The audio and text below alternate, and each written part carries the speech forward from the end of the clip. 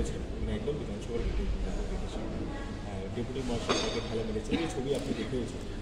আমার কাছে যদি অভিযোগ জমা পড়ে আমি নিশ্চয়ই ব্যবস্থা নেব, তবে ঘটনাটা সঠিক করেনি। যদি অখিলগিরি এইভাবে আমাদের সিকিউরিটি স্টাফকে ধাক্কাধাক্কি করে জোর করে লোক ঢোকায়, এটা তো অন্যায় কাজ করেছে। আমি অখিলগিরিকে ডেকে জিজ্ঞেস করবো কেন এটা করেছে। বিধানসভার একটা নিরাপত্তার বিষয় রয়েছে। কালকে একটা দলীয় ওদের অনুষ্ঠান ছিলেন, আমার কাছে অনুমতি চেয়েছিল, আমি গাড়িগুলো ভেতরে ঢোকাবার অনুমতি দিয়েছি। এই গাড়ি ঢোকাবার অনুমতির সঙ্গে সঙ্গে আমি দেখেছি বহু মানুষ বিধানসভায় তারা ঢুকেছিলেন, আমাদের বিধায়কদের সঙ্গে এসেছিলেন। নিশ্চয়ই আসতে পারেন, কিন্তু আমাদের যে নিয়মকানুন আছে সেটা মিলে যেন আসেন। ওই গেটের সামনে এসে সিকিউরিটি স্টাফকে ধাক্কা মেরে আমাদের দু একজন সিকিউরিটি স্টাফের চোটও হয়েছে, তারাও আমাকে বলেছেন। কিন্তু এটা ঠিক করেন। এটা তো স্যার খালি অখিলগিরি এবং তার সঙ্গে যারা এসেছিলেন বাকিদের তো বিরুদ্ধে এরকম কোনো অভিযোগ নেই না। যারা ধরুন সুষ্ঠুভাবে এসেছেন, যারা পাস করিয়ে এসেছেন, হাতে আসতেই পারেন। অনেক রয়েছে সদস্য, তাদের সঙ্গে কিছু কিছু লোক তারা বিধানসভার যে আমাদের পাস রয়েছে সেই পাসগুলো দিয়ে তারা তাদের দায়িত্ব থাকে সেখানে আমরা আইডেন্টিফাই করতে পারি কোন লোকটা ঢুকলো, কার রেফারেন্সে ঢুকলো, এগুলো আমরা আইডেন্টিফাই করতে পারি। বাংলার স্বাদে বাঙালির সেবায় মা বাসন্তী হোটেল অ্যান্ড রেস্টুরেন্ট, ঠিকানা পোক্তাপুল, নারায়ণগড়, পশ্চিম মেদিনীপুর। আমাদের এখানে সকাল, বিকাল, দুপুর এবং রাত্রিকালীন আহারের সুব্যবস্থা রয়েছে। সুলভ মূল্যে আহারের একটাই ঠিকানা মা বাসন্তী হোটেল অ্যান্ড রেস্টুরেন্ট। আমাদের এখানে সমস্ত ধরনের খাবার অর্ডার নেওয়া হয়। প্রোপ্রাইটার ঝন্টু গেড়ে।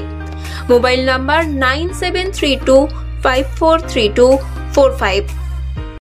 যোগাযোগ হয়েছিল উপরাষ্ট্রপতির সঙ্গে আমাদের বিধানসভার এই আজকে এই বাজেট অধিবেশন শেষ হলে পরে আমি যোগাযোগ করার চেষ্টা করব। বিধানসভাতে করেন ওরা সারা বছর বিরোধী দলে যারা রয়েছেন, স্বরাষ্ট্র দপ্তর সম্বন্ধে তাদের অনেক কৌতূহল, সবারই কৌতূহল, এটা থাকাই স্বাভাবিক।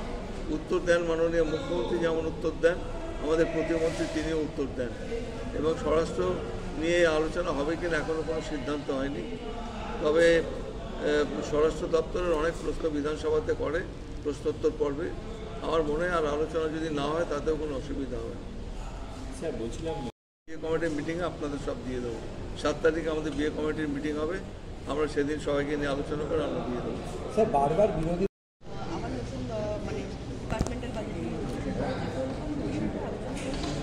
আমাদের কিছু কিছু ডিপার্টমেন্টাল বাজেট নিয়ে অনেক গুরুত্বপূর্ণ কিছু কিছু ডিমান্ডস আছে, সেগুলো নিয়ে আলোচনা হবে।